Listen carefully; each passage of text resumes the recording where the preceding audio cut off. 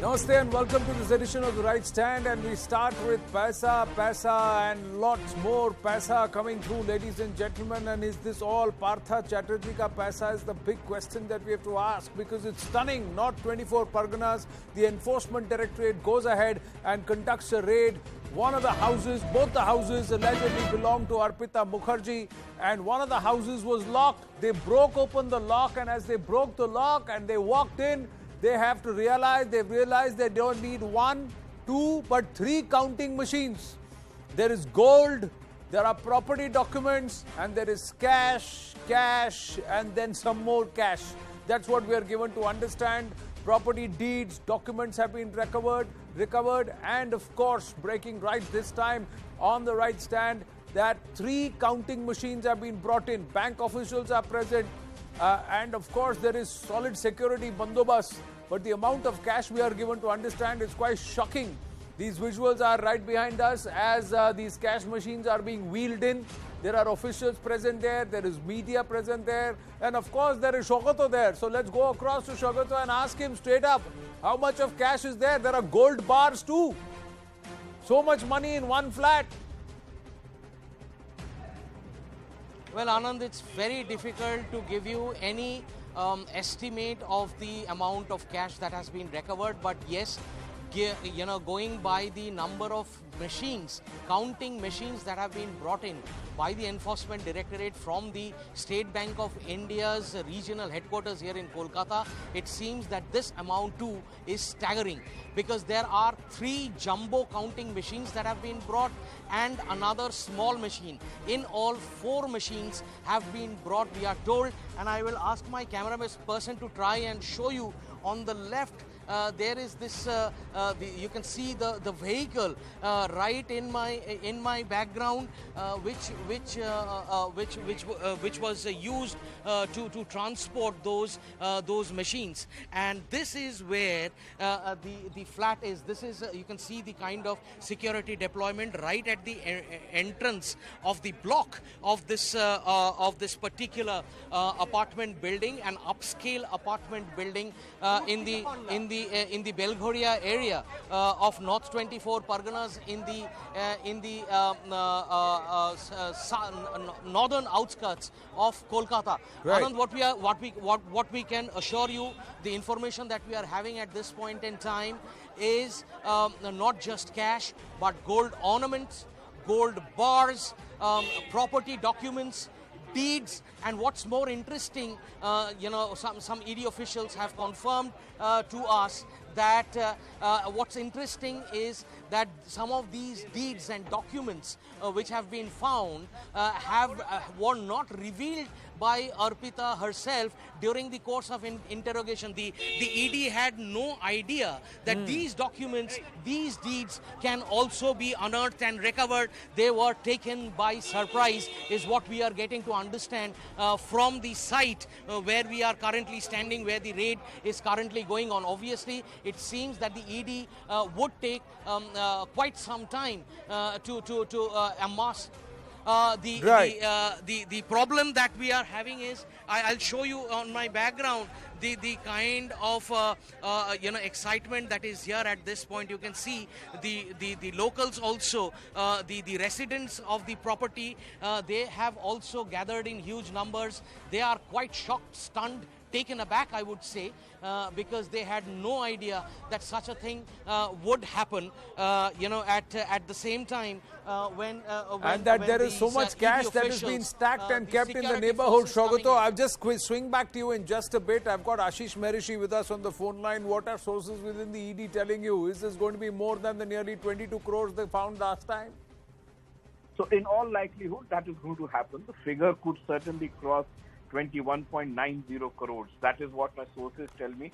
In all likelihood, this could happen. So 4 counting machines have been brought by the Enforcement Directorate officials. They requested the bank officials to bring in machines. The visuals are on the screen as of now. And in all likelihood, the figure would certainly cross 21.90 crores. Now, during questioning, Anand, Arpita said that, he was Partha Chatterjee was basically using her house as a mini bank. So this is absolutely stunner, no doubt about it. That and the kind of money that we are seeing, the kind of visuals we are seeing. You remember the last visuals that came in, 21.90 crore rupees. The figure is mind-boggling. We also saw money in envelopes of the state education department, and we all know that when this scam took place, Partha Chatterjee was the education minister there. We all know that thousands of people took jobs for bribes. They basically, some undeserving people were given jobs only by payment of bribes. How many? The size, my sources tell me, is into hundreds of crores, because there have been, multiple appointments that have happened in grade C, grade D, SSC, and in primary education department. So hundreds of thousands of people have been appointed. What the size of the scam is going to be, nobody knows, but it's going to be into multiples of hundreds of crores. So certainly a big catch by the Enforcement Directorate, and the figure in all likelihood, well, it also ups the pressure on Mamata Banerjee, whether or not she will then now have to take that hard call of removing Partha Chatterjee from the government and also from the party. What is the hard action that will be taken? Because like you said just now, the sources are saying that Partha Chatterjee used Arpita's home as a piggy bank. And this is the amount of money that 3 big counting machines, 1 small counting machine, and counting abhi bhi chalu hai. That's what we are given to understand.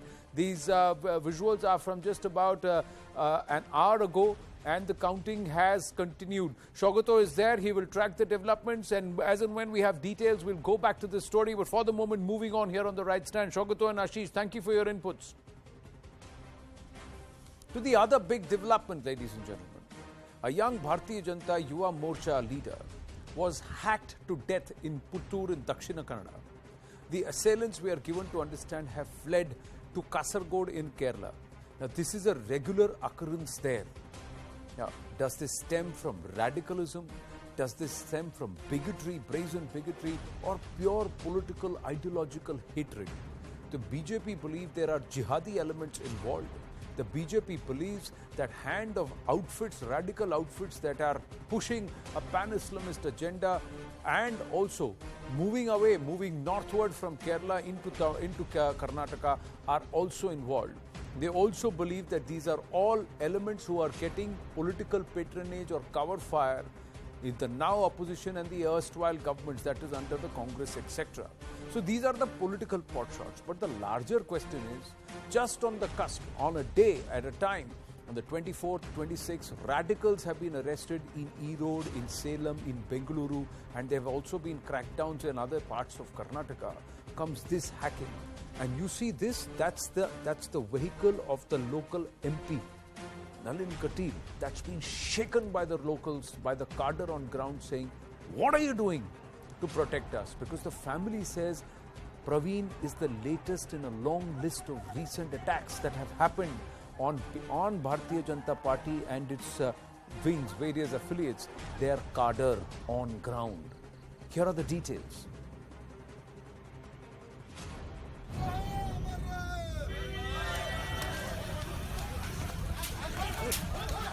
Massive BJP Yuva Morcha protests earlier today as the mortal remains of the BJYM worker hacked to death in the state's Dakshina Kannada district late Tuesday evening are taken for last rites. Praveen Netaru, known to be active in social and political circles, had left his poultry shop in Bellari village around 9 p.m. yesterday when unidentified men on a motorcycle attacked him with lethal weapons. He was brutally hacked to death.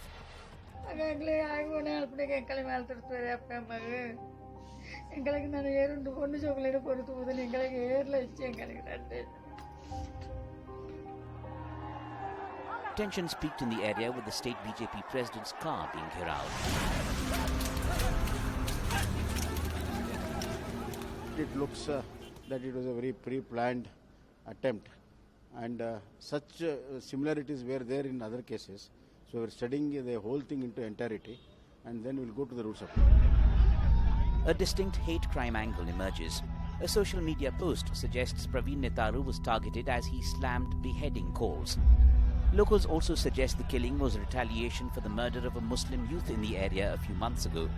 Several right-wing groups have accused the PFI and SDPI initially report जो आ रहा है केरल का जो SDPI और PFI का link है, ऐसे message media में वगैरह आ रहा है, मीडिया और सोशल मीडिया में। पुलिस इन्वेस्टिगेट कर रहा है। हमारे सरकार उधर जो है सख्त कार्रवाई करेगी और जो कल्प्रिट्स है they will be brought to book. The VHP has scored a band in 3 taluks. Additional forces were rushed in from Mangaluru and Udupi. 6 police teams have been sent to Kerala and Madikeri and Hassan in Karnataka. This is unfortunate. The incident took place when the innocent youth was closing his shop and going home. Such incidents have been happening on the coastal side for many years. Police have already started investigation, have requested police to ensure law and order is maintained. Anything might be the reason, but such incidents must not occur. The Dakshin Kannada region has long been intensely sensitive communally. The latest murder says dousing long simmering sparks will be a huge challenge ahead. Like I said, it's a long list, ladies and gentlemen. There are a lot of questions around Praveen's death too. But let's try and look at some of the numbers. Now, Dakshina Kannada has been communally sensitive hotspot.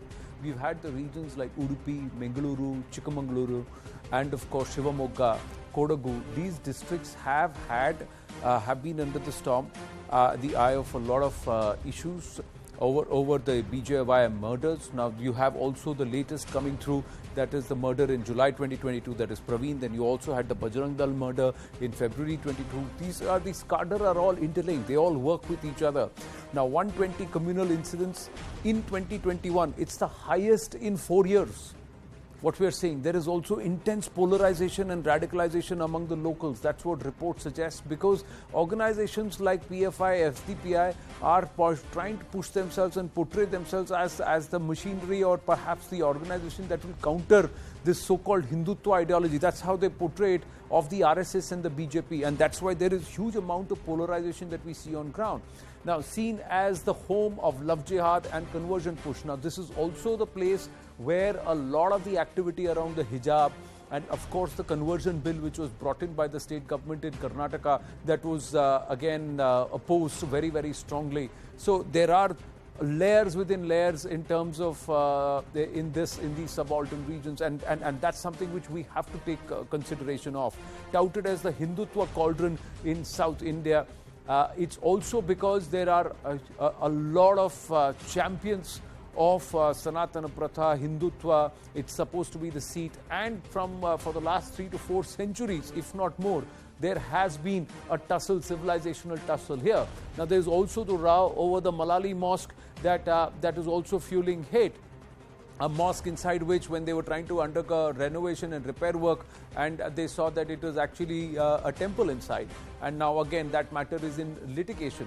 PFI, SDPI making big inroads, that's what reports are also suggesting. So there are multiple issues because of which this region has been a hot potato or a tinderbox and a cauldron. But what justifies, or does anything justify this kind of butchering? Are these radical elements so bigoted? Do they have political patronage? These are questions that need to be asked. Right now, it's now become an interstate probe because the thought process is that these assailants have fled towards neighboring Kerala. Now, was Praveen murdered by radicals is a bigger question. Was he killed for a Facebook post where he supported Kanhaiya and questioned the kind of beheading that happened? Kanhaiya, of course, this is the Udaipur beheading case. Let's try and go across to our guest this evening. I have KS Naveen, who's joining us. He is State Secretary of the Karnataka BJP. He is also a councillor. I have Dushyant Sridhar, Vedic speaker and writer. Abhijit Iyer Mitra, Senior Fellow, Institute of Peace and Conflict Studies. And Syed Asad Abbas, political analyst. Namaste, gentlemen. Thank you very, very much. We'll get into the larger aspect of radicalism or rise of radicalism in this entire region in just a bit. But Dushyant Sridhar, how would you see Dakshina Kannada, this murder and this hacking of death? It has stirred the pot quite a bit. If you look at the anger on ground, the cadre have had enough. At the outset, I would like to offer my condolences to the family of Shri Praveen. Our atmakke sadgati kittabeku anta undu abhilashi, undu prarthane. So this being my home state, I know how beautiful this state is. And coming to the communal murders and the political murders in these districts. It's very alarming, Anand. And this shouldn't be the case with a state, such a beautiful state like Karnataka, and for that matter, Bharatadesham, India itself. So without getting into much of the details, because when some investigation is happening, it is not right on my part to put on fingers at somebody and say this particular man or this particular community has done that. But that being said, we do realize that a lot of these murders that happen in the southern part of Karnataka, especially coastal Karnataka and the northern part of Kerala, have to do with two political ideologies which are also bent on religions and divided on religious lines. So it is high time that youngsters leave the people above the age of 50, people below the age of 50 or 40, people who are working, people who are studying, should get together and have some basic rules about how to treat each other, though we are of different religions. If probably there is some kind of harmony and there is no more radicalization that should happen. We know the state of Middle East, what it is left to. So that shouldn't be the state that should happen to such a beautiful civilization as such as Bharatam. So people across communities, political lines should sit, and such murders should not take place. Interestingly, Anand, the previous news clip that you showed about a political leader having stacks of cash in his house should make political karyakartas in all parties, across parties, realize that they are not making money. Who is going to fend the family for the person who has died now? Praveen's family. Partha's family is not going to support. So I think at the end of the day, murder, violence is not the solution to such kind of ideological differences. But is this also being used as a tool to ensure, to instill fear that you dare not mess with us? Abhijit Iyer Mitra, before I bring in KS Naveen ji. Look, Anand, with this particular area, it's always had way too much communal tension. The problem has always been that, it is always either normalized or justified in some way or another, and it's a cyclic thing. It's not just one side, though there is a preponderance of a resort to violence on one side. If you remember, the hijab row started somewhere close here in the general region. There is a certain radicalization happening. Now, everybody will tell you, when they have to go after Hindutva killing people, they'll tell you Gauri Lankesh. But tell me, how many murders of BJP workers have you had both here as well as in Kerala? This is now getting to be a pandemic. There is all this hate being stoked online.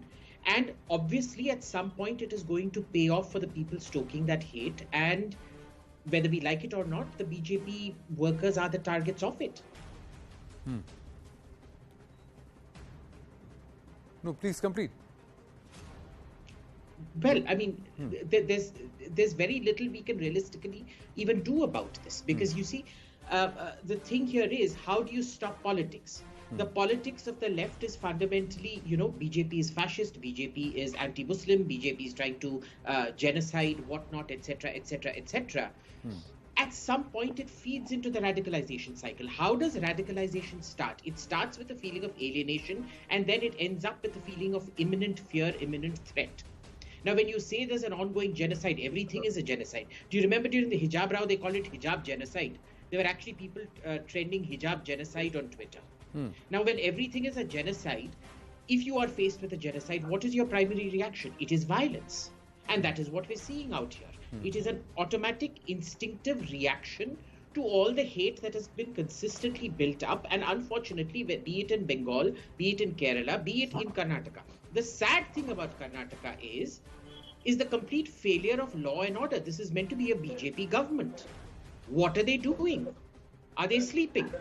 Now, at least you can say that in Delhi, it was Arvind Kejriwal, even though the center controls the police. In Bengal, it was Mamta Di controlling it. In Kerala, it is the CPIM controlling it. In Karnataka, what is your excuse? At some point, there has to be some cracking down. BJP legislators that I'm talking to are saying, they live in ghettos, we can't really go in. We know people who do these things, but we can't really go in and get it because it's going to stoke more flames, etc., etc., etc. It becomes very problematic. Though in this particular case, we have to see if it was because of radicalization or if it was some business dispute gone sour. The problem is, we also know, if you remember in the Kanhaiyalal murder, they initially, had it not been for the video, they wanted to pass it off as some kind of a business dispute. Correct. No, So- had they not come out and claimed, and had they not tried to champion it with their Pakistani masters in those groups, and had it not been leaked, it would have been a different story altogether. So a lot of times we don't know what the narrative is and what the reality is. You have to sift through it.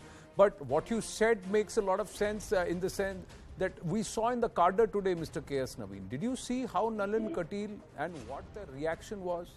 There is a groundswell, and even the parents. I heard the mother and I heard the father. They are upset. They are saying this is a regular thing and there is nobody to protect us and we are left to fend for ourselves. Namaste. Namaste. Anandji. I'd like to make one small correction about your introduction. I'm not a councillor, actually a legislator. Beg your pardon. I'm a legislator from member of Legislative Council of Karnataka. Ji.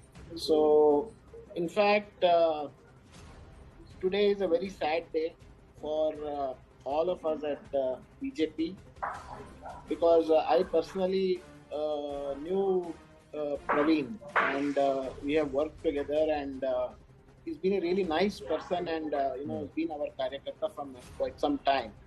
And he just recently had got married, and he was somebody who was a very somebody who kept to himself, and all that he did was to work whenever BJP Yuva Morcha required his efforts to work towards the party and things like that. But genuinely, these incidents actually, of course, shake up the entire cadre and also the leadership for a couple of reasons. One is the way these incidents of frequently people coming across the border, be it Kerala or be it some any other neighboring states, and do these kind of crimes, and then they just go underground, and then it is that these crimes are actually committed with lot of pre-planned organizational structure and things like that. It's not something like they thought about it today and they execute it today evening. It's about something which has been happening, and the purpose of it is that they have to instill fear. They have to instill in this fear in this very peace-loving the region and this community who lives around. So then, where is the crackdown? Where is the crackdown, Mr. Naveen? It's okay to placate and to offer all these platitudes. Where is the crackdown? That's what people are asking. It's not the first murder. It's not the first attack in this region, and they are saying you leave us high and dry. The people are saying you leave us high and dry. You leave us to fend for ourselves.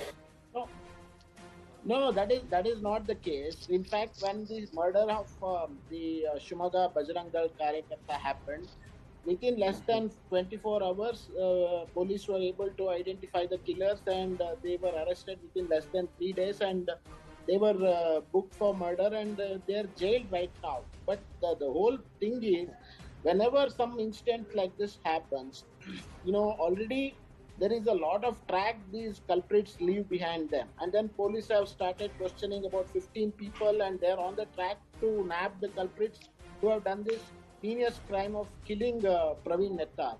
But unfortunately, what happens is, previously, as already when you were speaking earlier, you mentioned when Siddaramaiah was the chief minister, they let lot of more than 400 to 500 people who had booked in multiple cases of crime, whether it is PFI or STPI or any such organizations which keep peddling such kind of activities, they were let go scot-free, and all the cases were withdrawn without any trial. So it in fact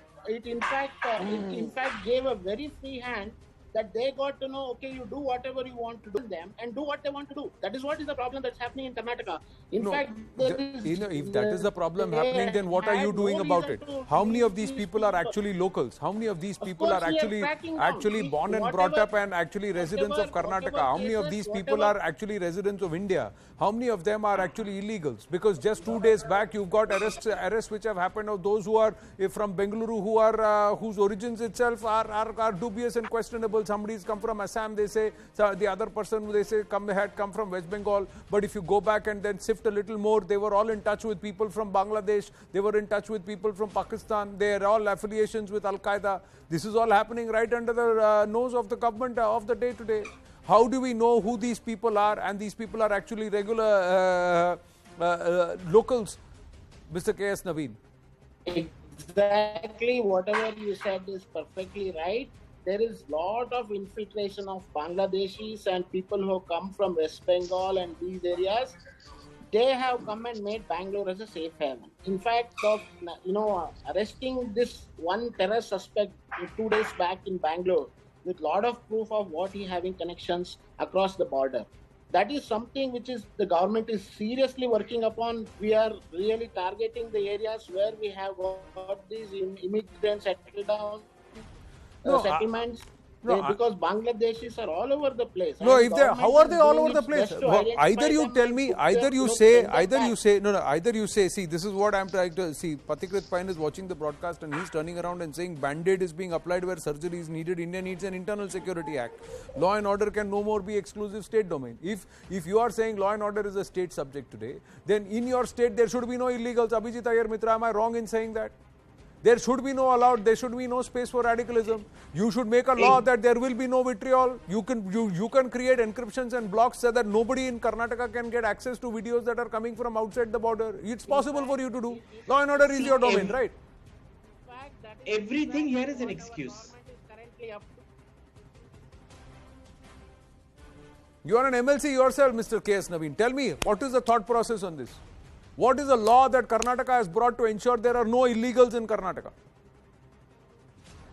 What is the law that Karnataka has brought that nobody can download, nobody can access anything which is not outside, which is produced outside the country, whose origins are questionable? If you get cyber expert, it is possible to geolock it. Anandji, let me complete. In the last 1 year, government has put lot of these kind of regulations to put in place for all the police officers at district level.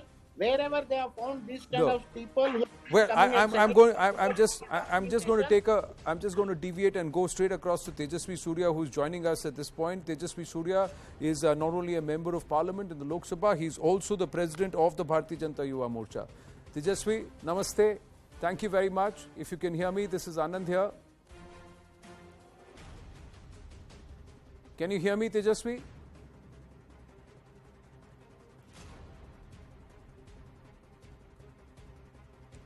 Tejasvi, can you hear me? Namaste, this is Anand here. Tejasvi, namaste, this is Anand Narsimhan here. Can you hear me?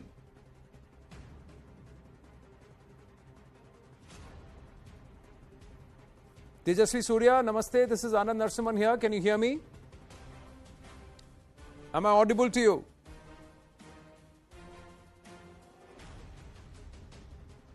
We try and connect, get the audio line through with Tejasvi Surya, who's sitting there right to speak with us at this point in time. He is not just a member of parliament, but he is also the president of the Bharatiya Janata Yuva Morcha. It is one of his members, office bearers, cadre, who has been hacked to death in the Puttur area. And we will try and speak with him. He was just addressing a press conference and speaking with them, speaking with the media there. And he very clearly said that this is a fight of ideologies. And this is an ideology war wherein we are losing cadre. We will also try and go and understand and see what is it that the BJYM is going to demand and how is it that the BJYM is going to work towards protecting cadre of its Yuva Morcha. We'll try and go across to Tejasvi Surya in just a bit. But in the meantime, there are many questions that arise. Who killed and why was he killed? And is this hacking somebody to death? Is that going to be the norm? Is this an extension, or is it also somewhere influenced by this entire aspect of Sartan Sejuda? These are all the issues. Well, let's quickly look at the big questions that arise at this point as we try and wait for Tejasvi Surya to be through with us. Is the Sartan Sejuda virus actually spreading as we look at people radicals who have been arrested, ladies and gentlemen. The Al-Qaeda, ISIS-inspired cadre were also influenced and were also following this Sartan se Juda, and they had knives which indicate that they were preparing for similar acts. Is cover fire emboldening radicals? Those who turn around and try and give them some kind of cover fire, try and soft pedal this entire reaction and say, oh, this is because of reaction somebody. Is that emboldening them? Was Praveen killed because he backed Kanhaiya, because he put out a Facebook post where he questioned the beheading of Kanhaiya? And is that the reason why this crime has been conducted? So is hate the underlying element? And of course, if there was no personal enmity, was the killing politically driven? And if that is the case, then who are these outfits which are so radical and do they have? And last but not the least, is the cadre angst against the BJP leadership justified? Because that angst was manifest today. We try and connect with Tejasvi Surya in just a bit. I'm just going to get a quick comment from our other panelists who are with us. Syed Asad Abbas, you've been listening to everyone. Where do you stand on this? Anand, first and foremost, let me tell you that this is very shocking, and I think three of us here are from the land of Karnataka, which is the land of Basavana and Kuempu. This is shocking and unequivocally condemnable. The fact of the matter, Anand, I've been very vocal on various channels, yours as well, that the Bharatiya Janata Party over the last 8 years have been parroting the lines that they will ban the SDPI, PFI. When will they do that? When will they walk the talk? A professor in Kerala, his hand had to be shed off. Here there are killings by the PFI, SDPI as alleged by the leaders.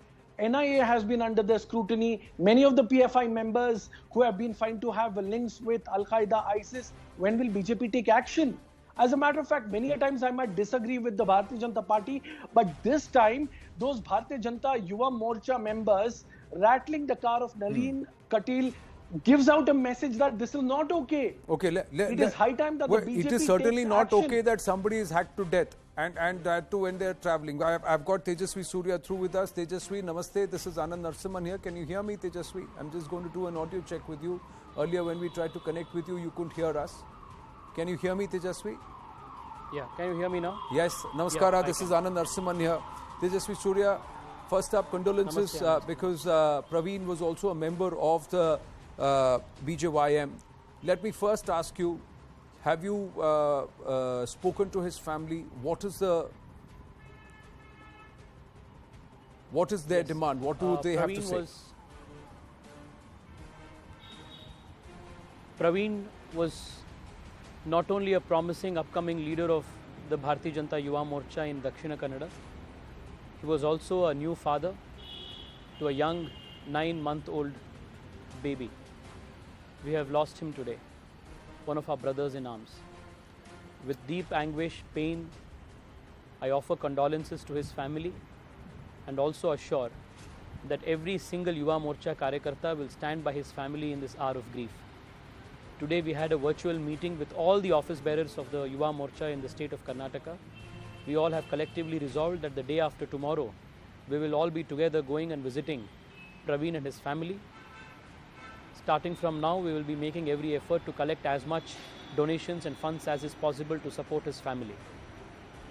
That way we are going to channelize our anguish, pain and this deep sense of personal loss so that we can support his family. What do you put a finger on triggered this, or what has happened? Is this political? Is this rabid radicals? Is this support to Kanhaiya that has triggered this? This is rabid radicalism. The specifics of this will be clear only after the investigation by the authorities, but the discussions that I had with some of the higher officials from the police department, they say that the prima facie reasons are growing radicalism in that part of the country, and this is also a targeted killing in order to terrorize a section of the Hindu society, especially the organizations and the workers of this organization. But how are these radicals getting so emboldened? This is, I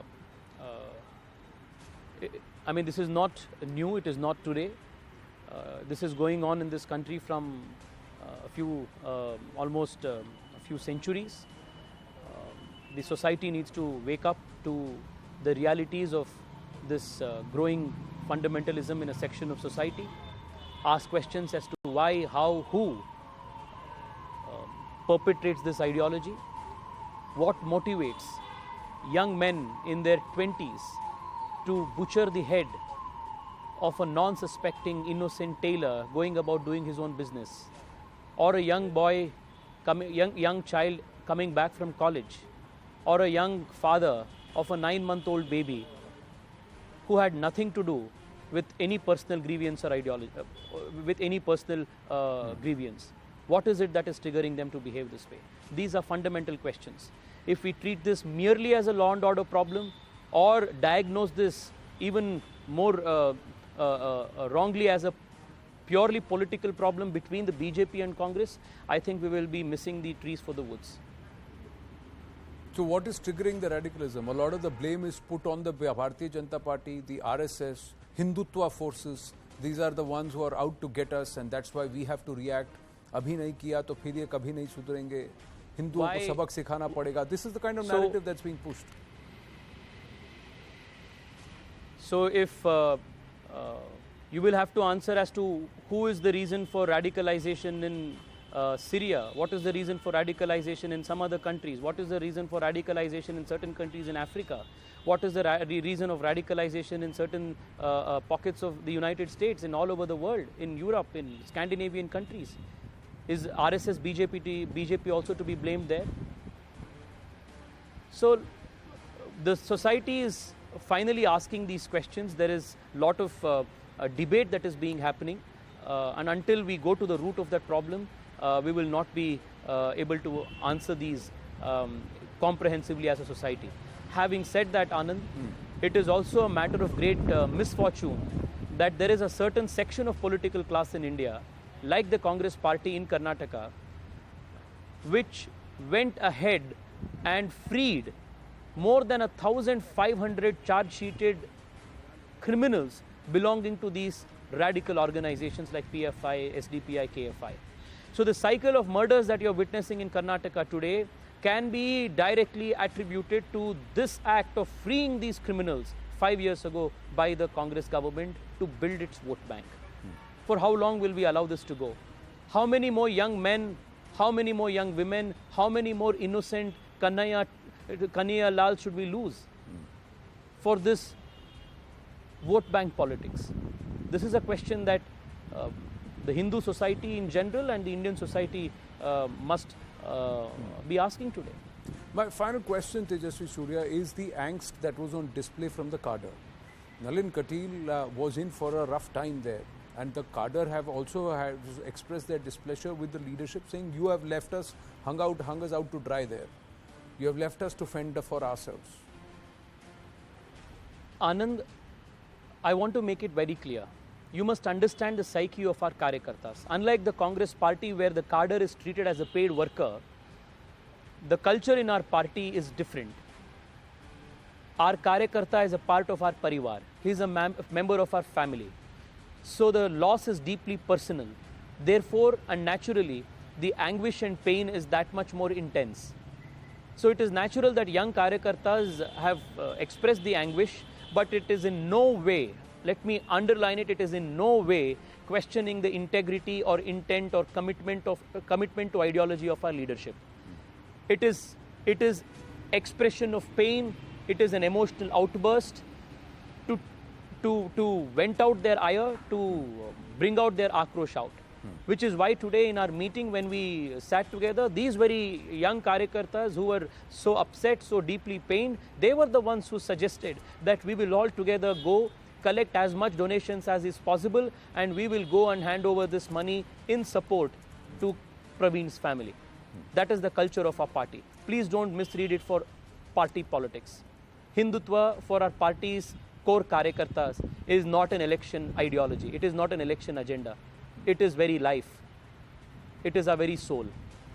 Well, the leaders have to stand up for the cadre. Somewhere the cadre believe that the leaders are ignoring them or not backing them up on the fight on ground, because it's the cadre which is waging the fight on ground against forces which you have just termed and agreed that Not they are at all. rabid radicals. Didn't our state president Nalinji go today and be with the family? Am I not going day after tomorrow along with them to go and support the whole family? Didn't the moment last time in Shimoga, the moment Harsha's murder was reported, didn't our leader Amit Shah ji immediately order for a NIA investigation? Did he not order framing of charges under UAPA? Isn't that the only reason why they are still under behind bars today?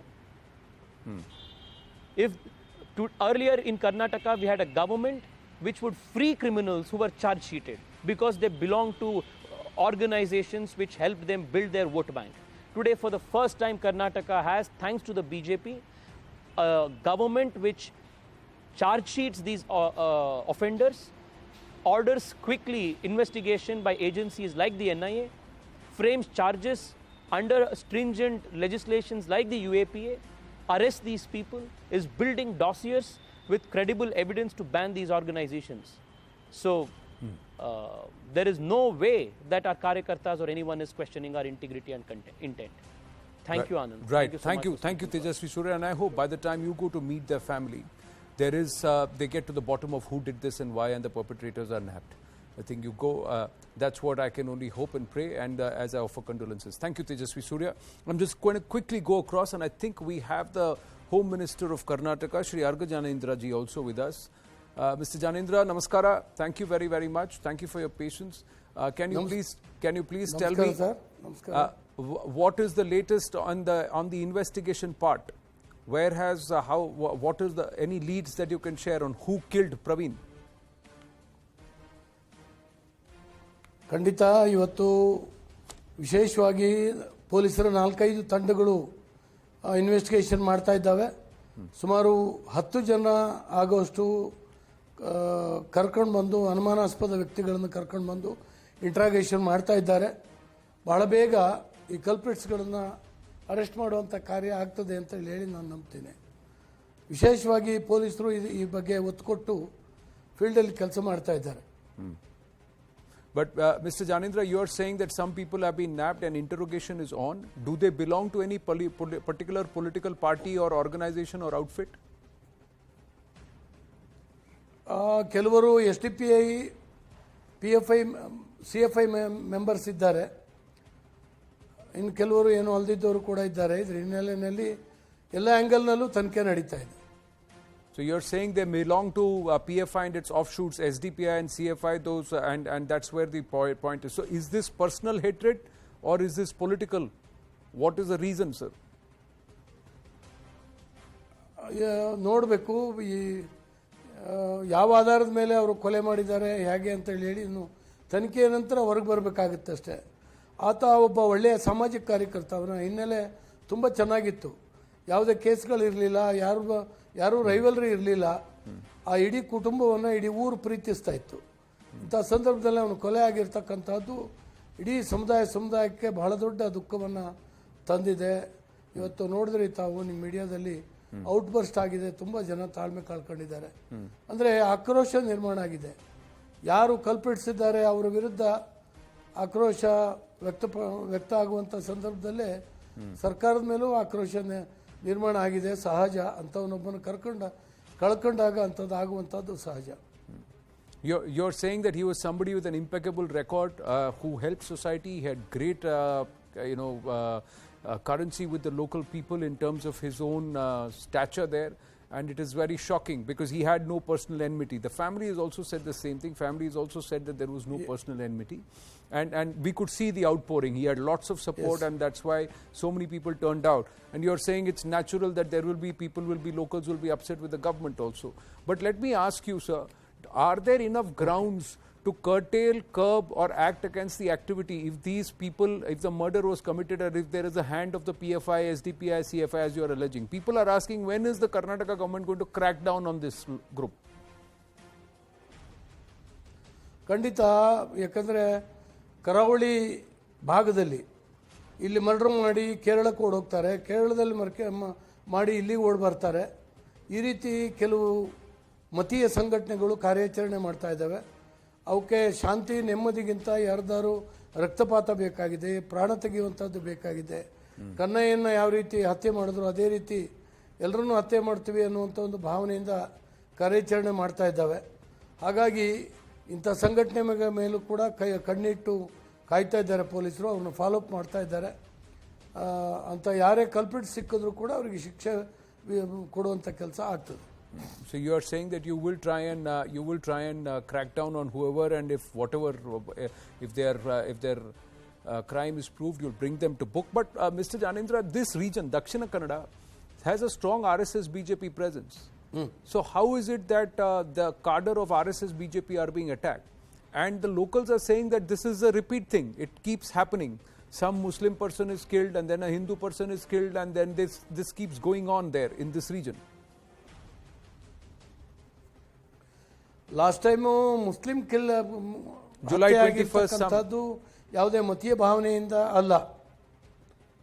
ಲಾಸ್ಟಿಗೊಂದು ವಾರದ ಹಿಂದೆ ಒಬ್ಬ Muslim ಹತ್ಯೆ ಆಗಿತ್ತು ಅದೇ ಊರಿನಲ್ಲಿ. ಅದು ಬೇರೆ, ಅದು ಮಾದಕ ವಸ್ತುಗಳ ವ್ಯವಹಾರದಲ್ಲಿ ಅವರೆಲ್ಲ ಜಂಟಿಯಾಗಿ ಕಾರ್ಯಾಚರಿಸ್ತಾ ಇದ್ರು. ಅದರ ಜಗಳದಲ್ಲಿ ಹೊಡೆದಾಟ ಆಗಿ ಸತ್ತೋಗಿದ್ದಾನೆ. ಅದಕ್ಕೂ ಇದಕ್ಕೂ ಏನು ಮೋಸ್ಟ್ಲಿ ಸಂಬಂಧ ಇಲ್ಲ. ಆದರೆ ಅವನು ಕೇರಳ ಬೇಸ್, ಅವನು ತೀರ್ಕೊಂಡವನು. ಹಾಗಾಗಿ ಆ ಕೇರಳದಿಂದ ಯಾರಾದರೂ ಈ ಹತ್ಯೆಕೋರರು ಬಂದಿದ್ದಾರಾ ಅಂತೇಳಿ ಹೇಳಿ ಕೂಡ ಆ ಆ್ಯಂಗಲ್ನಲ್ಲಿ ಸರ್ಚ್ ಮಾಡ್ತಾ ಇದ್ದಾರೆ ಪೊಲೀಸರು. Okay, so you're saying that this has not got a direct connection, but that person also was from Kerala, and that's why you're saying that did these people come from Kerala into Karnataka? But the other aspect, and Mr. Janendra, two questions on this, that only on the 24th of July, there was a big arrest that IB made in Bengaluru of a Al-Qaeda operative. And this person had come from Bengal. He had connections with Bangladesh. Then before that, a Bangladeshi person who had committed a murder in Bangladesh in Sylhet, he was hiding in Bengaluru. Are you worried that there is a growing presence of illegals in Karnataka? That means non-Indian citizens. ಖಂಡಿತ ಇಲ್ಲಿ ಕರ್ನಾಟಕ, ವಿಶೇಷವಾಗಿ ಬೆಂಗಳೂರು ಜನರ ಪ್ರೀತಿ, ವಿಶ್ವಾಸ ಇದನ್ನು ದುರುಪಯೋಗ ಆಗ್ತಾ ಇದೆ. ಇಲ್ಲಿ ಬೇರೆ ಬೇರೆ ಭಾಗದಿಂದ ಇಂಥ ಕೊಲೆಗಡುಕರು, ಇಂಥ ಆರ್ಗನೈಸೇಷನ್ನ ವ್ಯಕ್ತಿಗಳು, ಟೆರರಿಸ್ಟ್ ಆಗೋಂಥವ್ರು ಕೂಡ ಬಂದು ನೆಲೆಸಿ ಇದರ ದುರುಪಯೋಗವನ್ನು ಪಡಿತಾ ಇದ್ದಾರೆ. ಈ ನಿಟ್ಟಿನಲ್ಲಿ ನಮ್ಮ ಪೊಲೀಸರು ಮತ್ತು ಸೆಂಟ್ರಲ್ ಏಜೆನ್ಸಿಗಳು, IB, ಇವರೆಲ್ಲರೂ ಕೂಡ ಒಟ್ಟಾರೆ ಕಾರ್ಯಾಚರಣೆ ಮಾಡಿ ಅಂಥವ್ರನ್ನ ಪತ್ತೆ ಹಚ್ಚುವಂಥ ಕೆಲಸ ಅವ್ಯಾಹತವಾಗಿ ನಡೀತಾ ಇದೆ. ಖಂಡಿತವಾಗೂ ಅಂಥವ್ರನ್ನ ಬಿಡೋದಿಲ್ಲ. ಹಿಂದೆ ಇದ್ದಂಥ ಕಾಂಗ್ರೆಸ್ ಸರ್ಕಾರ ಇವರು ಯಾರ ಬಗ್ಗೆನೂ ಏನೂ ನಿಗಾ ವಹಿಸ್ತಿರಲಿಲ್ಲ. ಆದರೆ ಇವತ್ತು ಕೇಂದ್ರ ಮತ್ತು ರಾಜ್ಯ ಸರ್ಕಾರದಲ್ಲಿ BJP ಇದೆ. ಹಾಗಾಗಿ ನಮ್ಮ ಬದ್ಧತೆ ಇದೆ. ವಿದೇಶದಿಂದ ಬಂದಂಥ ಇಂಥ ಟೆರರಿಸ್ಟ್ಗಳನ್ನ ಸಡ್ದಡಿಸುವಂಥ, ಇಂಥ ಕೊಲೆಪಾತಕರನ್ನ ಸರಿಯಾದಂಥ ರೀತಿಯಲ್ಲಿ ಮಟ್ಟ ಹಾಕುವಂಥ ಎಲ್ಲ ಕೆಲಸಗಳನ್ನು ಕೂಡ ನಾವು ಮಾಡ್ತಾ ಇದ್ದೇವೆ. Okay, so you're saying that you will work with the center and there will be efforts to try and clean up all the illegals, especially terrorist elements, if they are present in Karnataka. But my final question, Mr. Janendra, how soon do you think we can find the culprits of Praveen's killers or Praveen's killers, those who killed Praveen? ಮಾಡ್ತೇವೆ. ಎಲ್ಲ ರೀತಿಯಿಂದ ಪ್ರವೀಣ್ ಕೊಲೆಗಡುಕರನ್ನ ಪತ್ತೆ ಹಚ್ಚುವಂಥ ಕೆಲಸ ನಮ್ಮ police ಅಧಿಕಾರಿಗಳು ಮಾಡ್ತಾ ಇದ್ದಾರೆ. ಬೆಂಗಳೂರಿನಿಂದ ಇವತ್ತು ಬೆಳಗ್ಗೆ ADGP ಅವರನ್ನು ಕೂಡ ಅಲ್ಲಿಗೆ ಕಳಿಸಿದ್ದೇವೆ. ಎಲ್ಲ ಸಂಘಟಿತವಾಗಿ ಪೊಲೀಸ್ ಈ ಕಾರ್ಯದಲ್ಲಿ ನಿರತವಾಗಿದೆ. ನನ್ನಂದಾಜು ಒಂದೆರಡು ದಿವಸದಲ್ಲಿ ಅದು ಅರೆಸ್ಟ್ ಆಗ್ಬೋದು, ಅವ್ರನ್ನ ಕಲ್ಪ್ರಿಟ್ಸನ್ನು ಎಳ್ಕೊಂಡು ಬರ್ಬೋದು ಅಂತೇಳಿ ಹೇಳಿ ನಾನು ಭಾವಿಸ್ತೇನೆ. Thank you, Mr. Arga Janendra. So the Home Minister of Karnataka is saying that the top police forces, members of the police, Karnataka police are there involved in it.